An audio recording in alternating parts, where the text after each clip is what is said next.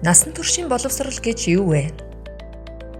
Бүх насны иргэдэд амьдрах ухаан, гэр бүл, гоо зүй, ёс суртахуун, шинжлэх ухаан, иргэний боловсролыг албан болон албан бус хэлбэрээр эзэмшүүлэх үйл ажиллагааг хэлнэ. Мөн хилийн чандад байгаа Монгол иргэдийн хүүхэд, хүнд болон хэвтэрт байгаа хөгжлийн бэрхшээлтэй хүүхэд, тодорхой шалтгааны улмаас сургууль завсардсан хүүхэд, сургуулийн насандаа боловсрол эзэмшиж чадаагүй насанд хүрэгч, сүм хийдэд шавлан сууж байгаа лам хүүхдэд баг болон суур бүрэн дунд боловсрол нөхөн эзэмшүүлнэ.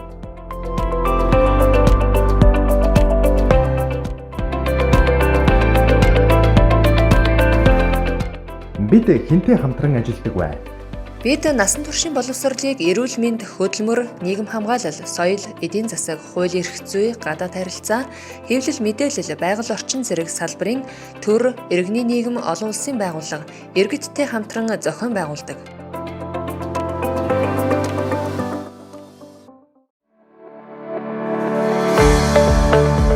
Насан туршийн боловсролын алсын хараа юу вэ? Иргэн бүр сайхан амьдрахын тулд тасралтгүй суралцж болдог. Сурсан зүйл нь үнэлэгдэн амьдралын чанарыг бодтойгоор дээшлүүлдэг. Боловсролоор дамжуулан нийгмийг бүхэлд нь соён гэгээрүүлэх боломж Монголын нийгэмд бүрдэх болно.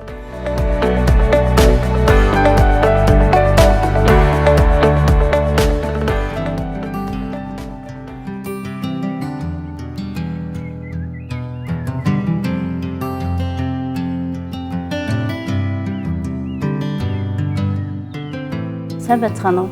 Телевиз үзэгч та бүхэндээ насан туршийн боловсролын үндэсний төв Star HD телевизтэй хамтран явуулж байгаа энэ удаагийн иргэдийн санхүүгийн боловсрол зориулсан телевизчлийг хүргэхэд бэлэн болоод байна. Өнөөдрийн хичээлийн сэдэв зээл. Энэхүү сэдвийн хүрээнд зээл гэж юу вэ? Зээлийн төрөл хэлбэр, зээл авахд юуг анхаарах шаардлагатай вэ? Зээлийн төлөвлөлт, зээлийн үр ашиг, зээлийн түүх гэсэн үндсэн ойлголтуудыг өгөх юм аа. Ингээд өнөөдрийн хичээлийг хамтран явуулахаар Монгол банкны олон нийтийн боловсрол мэдээллийн төвийн эдийн засагч Баярмаа хүрэлцэн ирсэн байна. За багштай баярлалаа. Нийт телевиз үзэж байгаа үзэгчдээ энэ өдрийн мэндийг хүргэе. За энэхүү сэдвийг та бүхэндээ амьдралд энгийн илүү ойр болгох үүднээс илүү хялбар байдлаар тайлбарлаад явъя гэж бодож байна. За зээл гэж юу вэ гэхээр санхүүгийн байгууллага иргэдээс өөрийн мөнгөн хөрөнгийн дутагдaltaй байгаа хэсгийг тодорхой хугацаатай, тодорхой хүүтэй, эргүүлэн төлөх нөхцөлтэйгээр авж байгаа хэлбэрийг зээл гэж ойлгож болно. Монголчууд бид нар бол зээлийн харьцаанд бүгдөө ороод үтцсэн байгаа. Зээлийг зайлшгүй шаардлагын үндсэн дээрээс бүгдөө авдгийг бол бүгд мэдж байгаа. Богино хугацааны хүслийг дааж би зээл авах шаардлагатай байна уу? Эсвэл бол ирээдүйд надад үр ашиг өгөөж өгөх зүйлд би хөрөнгө оруулалт хийж зээл авах шаардлагатай байна уу гэдгээ та хамгийн түрүүнд бодож үзэх хэрэгтэй. За энэ шийдвэрийг гаргахаасаа өмнө та дараах асуудлыг өөрөөсөө асуугаад үзээрэй. Таны худалдаж авахар төлөвлөж буй зүйл танд үнэхээр хэрэгтэй юу? Хоёрдугаарт та тухайн зүйлийг хэрэгцээтэй эсвэл хүссэн учраас худалдаж авах гэж байна уу гэсэн энэ хоёр чухал асуултыг өөрөөсөө асуугаад үзээрэй. Та бүхэндээ Монгол банкны судалгааг танилцуулъя. За зээлийн үлдэгдлийн бүтцийг эдийн засгийн салбарын ангиллаар навч үзэх юм бол цалин болон тэтгэврийн зээлийн нийт зээлд эзлэх багц нь бол 18% эзэлж байна.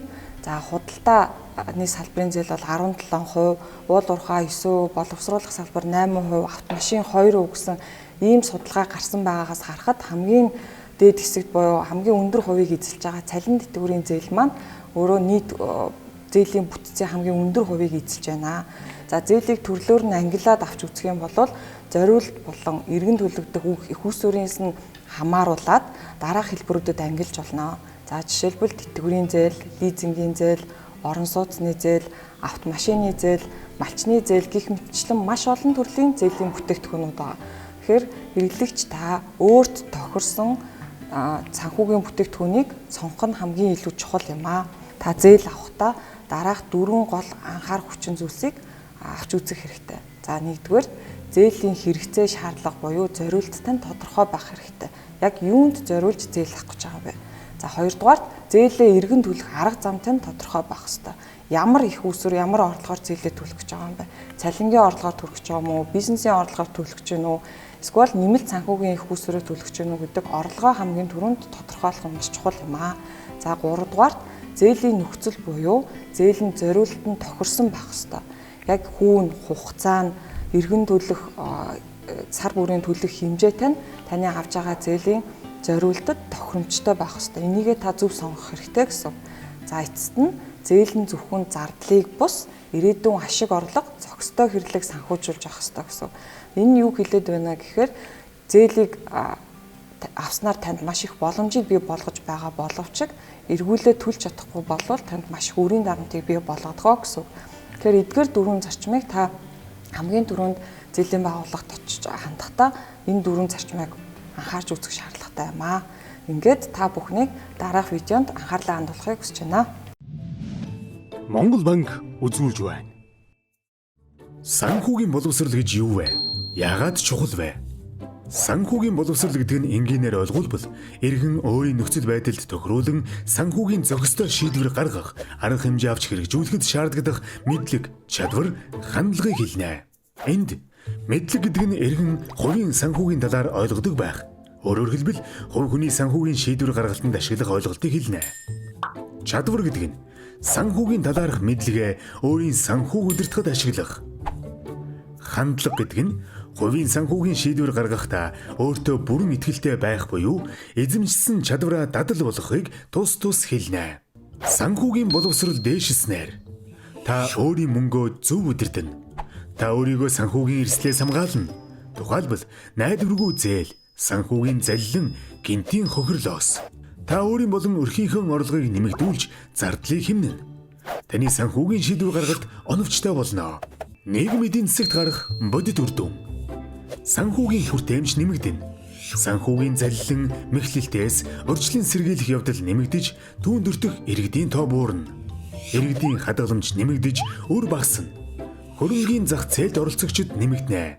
Ятуурл гэмт хэрэг буурна. Дэлгэрэнгүй www.санхүүгийн боловсрол цэгийн мэн сайтаас хүлээн авч үзнэ үү.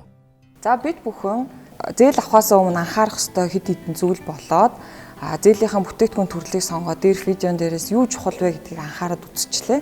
Тэгэхээр зээл авахын өмнө өрх гэр бүл, иргэн бүр хамгийн түрүүнд өрхийн орлого зардлага төсөвлөх нь хамгийн чухал юм аа. Энийг төсөвлөөгүйгээсээ болоод зээлийн эрсдэл буюу зээлийн өрийн дарамтанд нийт иргэд маань ордог байгаа. Та хамгийн түрүүнд өрхийн төсөв буюу орлогоо тодорхойлох хэрэгтэй. Манай өрхөд нийтдээ одоо хэдэн гишүүн маань ажил хийж байна. Нийт сарын орлого маань хэдвэ гэсэн орлогоо тооцоолно. За эндээс өрхийн дунд тогтмол зардал буюу хэрэглээний нийгмийн аргалтай хэрэгцээтэй байгаа амин чухал хэрэгцээний зардлуудаа хасаад дараа нь хуримтлал үүсгэх байвал хуримтлалтаа зарцуулаад үлдэгдэл төлбөр нь миний хэрэгцээг хангахад хүрэлцэж байна уу?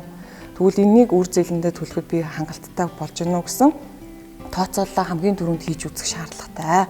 Орлого зарлагаа тооцоолчоод би сард хэдэн төгрөгийн зээлийг төлөх ёстой вэ гэсэн асуудал гарч ирнэ. За өрхгөр өөд иргэн зээл авахынхаа өмнө орлого зарлагаа тооцоолж үзэх нь хамгийн чухал байдаг. Тэгэхээр эндээс яг эцсийн шийдвэр маань гардаг байгаа. Эрслээс өөрийгөө хамгаалж байна гэсэн.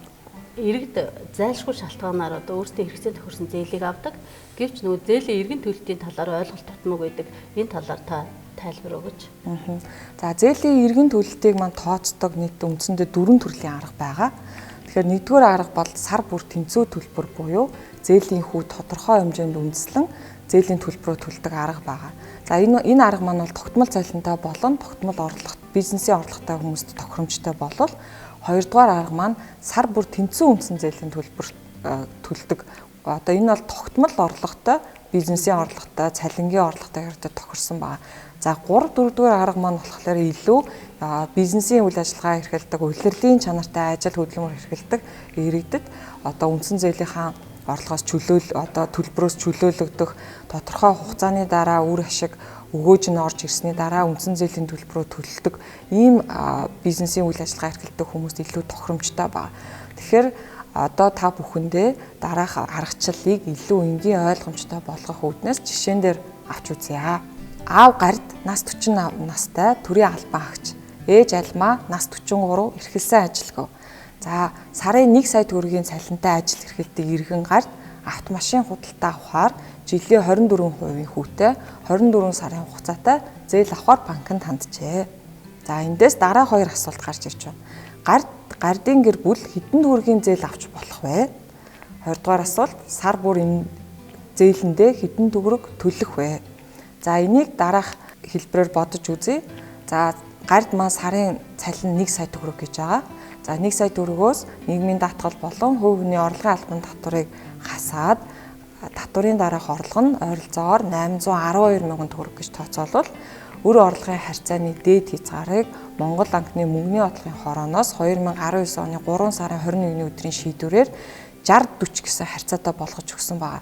Тэгэхээр өрхийн нийт зээлэндээ 60%-ийг бол өрхийн орлогынхоо 60%-ийг бол зарцуулж явах ёстой гэсэн өр орлогын харьцааг тогтоож өгсөн байгаа учраас гард маань зээлэндээ 410 мянган төгрөгийг сард төлж явахаар ийм төрлийн зээлийг авах боломжтой гэсэн.